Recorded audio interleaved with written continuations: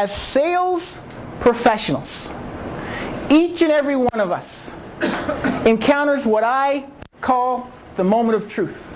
That point during the sales cycle when we have earned permission, earned the right to ask for commitment, to close the deal. And during that time, at that moment in time, usually one of two things happens. Either our customer says yes, or they say no. Is that what they tell you? Or maybe. Not today.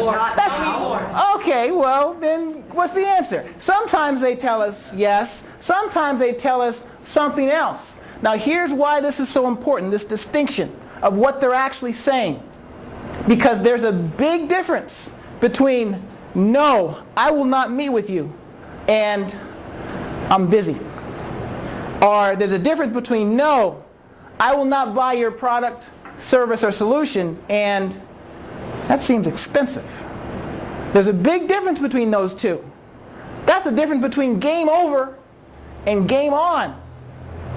The other reason why the distinction is so important is, as I've observed sales professionals over my 25-year career, worked with them, managed, trained, and coached them, one thing I've found is most sales professionals, when they think they hear no, regardless of what the customer actually says, when they think they hear no, they give up and they run off in search of a new customer, despite everything they've invested in that customer.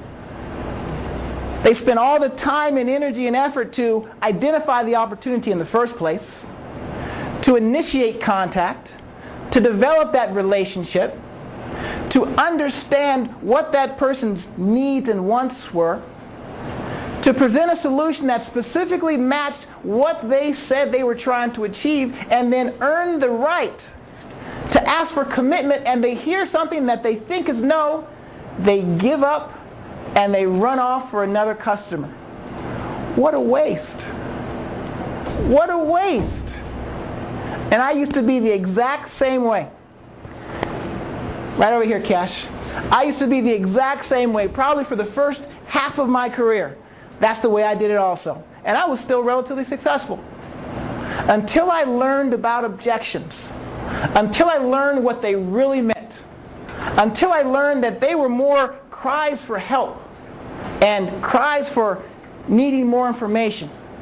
Until I was able to prevent most of them from happening in the first place through effective communication. Until I realized there are certain objections we actually want to hear up front, want to get them out on the table, but we want to get them out on the table early on in the conversation, early on in our sales cycle. I learned how to take objections and handle anyone that they threw at me. That is what I came here to share with you today.